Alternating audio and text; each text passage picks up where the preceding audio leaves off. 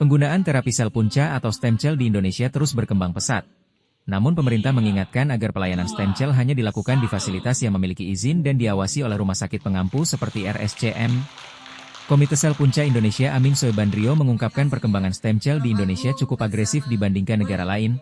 Namun, ia menegaskan pemerintah melalui Kementerian Kesehatan dan Badan POM wajib memastikan seluruh penggunaan stem cell dilakukan dengan produk dan indikasi yang benar serta aman bagi pasien.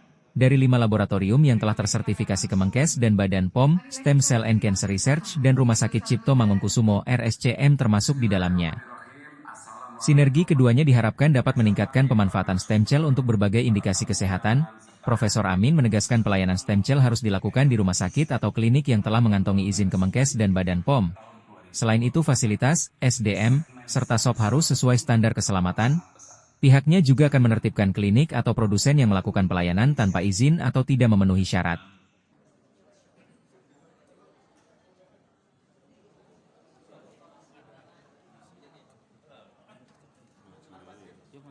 Ini sudah berkembang di seluruh dunia, tapi di Indonesia termasuk yang cukup agresif. Pengguna stem cell itu cukup banyak, dan tugas dari pemerintah dalam hal ini Kementerian Kesehatan dan Badan POM untuk memastikan bahwa penggunaan stem cell itu dilakukan dengan indikasi yang benar, dengan produk yang benar juga, tentu berkualitas dan aman, yang penting untuk keselamatan pasien. Nah, SCCR dan RSCM adalah 2 di antara 5 laboratorium di Indonesia yang sudah mendapatkan sertifikasi dari Kementerian Kesehatan maupun Badan POM. Nah, dengan adanya sinergi kedua institusi ini, kedua laboratorium ini, diharapkan akan meningkatkan penggunaan stem cell untuk berbagai indikasi. Intinya adalah untuk melakukan regenerasi, dan yang kedua adalah untuk memperbaiki kalau ada kelainan-kelainan, ya, mengobati penyakit dan sebagainya. Jadi untuk kesehatan. Nah, kembali di Indonesia sendiri, kita perlu menyampaikan kepada masyarakat, para pengguna, untuk betul-betul memilih produk stem cell yang dihasilkan oleh laboratorium yang sudah tersertifikasi dan dilakukan di fasilitas, artinya di rumah sakit atau klinik yang juga sudah mendapatkan izin dari Kementerian Kesehatan. Sementara Direktur Utama RSCM Supriyanto Darmorejo menjelaskan RSCM berperan sebagai pengampu nasional dalam pelayanan terapi stem cell sesuai Permenkes Nomor 32 Tahun 2018. RSCM bertugas membina dan mengawasi penerapan standar produksi, standar terapi, hingga standar analitik di seluruh fasilitas medis. Saat ini RSCM telah mengampu lebih dari 50 rumah sakit di seluruh Indonesia.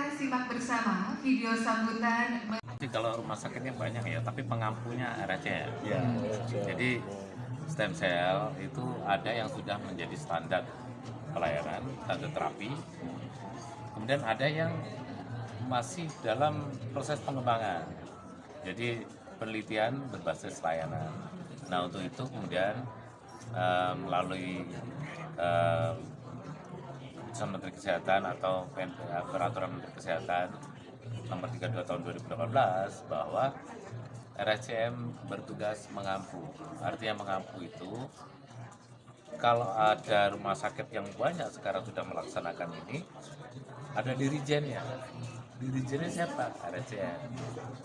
Pengampu ilmu, kemudian juga pengampu di dalam hal standar produksi stem cell-nya dengan baik, kemudian standar penerapannya baik, standar analitiknya baik, sehingga kalau semakin banyak rumah sakit dan klinik yang terlibat dan kemudian dalam pengampuan yang benar, itu akan semakin cepat dihasilkan oleh pemerintah Indonesia, terutama di sini dari researcher yang ada di Indonesia, sehingga RSCM tentunya sangat menyambut positif kolaborasi dengan SCCR ini. sehingga nanti semakin cepat itu produksi PRPK pedoman praktek klinis yang sudah menjadi standar layanan sebagaimana harapan kita semua. Kalau sampai saat ini RSCM sudah mengampu berapa rumah sakit di Indonesia? Kalau mengampu rumah sakit sekarang sudah ada, kalau 50 rumah sakit sudah Itu tersebar di seluruh Indonesia. Owner dan founder PT SCCR Indonesia Agung Putra menegaskan stem cell bukan obat.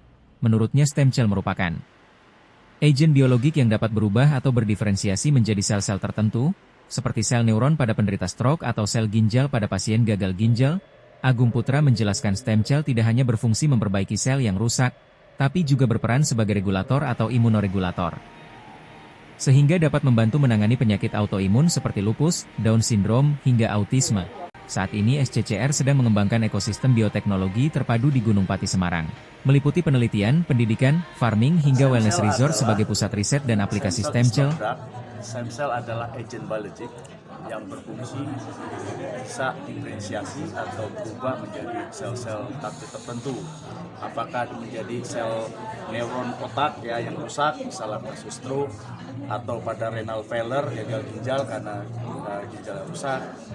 Bahkan yang paling penting juga stem cell bukan ke arah damage atau kerusakan saja, tapi stem cell punya fungsi sebagai regulator, imunoregulator, sehingga stem cell bisa berperan pada kasus autoimun. Ya, ini yang banyak terjadi nih, misalnya lupus erythematosus, pada kasus-kasus bahkan pada Down syndrome atau pada kasus autism, karena ada imun imbalance di situ. Sehingga stem cell juga meregulasi di samping dia merestorasi autoimun. Sementara soal harga, pelayanan stem cell relatif tinggi tergantung berat badan dan dosis yang digunakan. Namun harapannya ke depan harga terapi ini dapat semakin terjangkau seiring peningkatan penelitian dan produksi dalam negeri. Upaya ini sejalan dengan arahan pemerintah untuk mempercepat penelitian dan pengembangan stem cell nasional yang aman, berkualitas, dan dapat dinikmati seluruh lapisan masyarakat.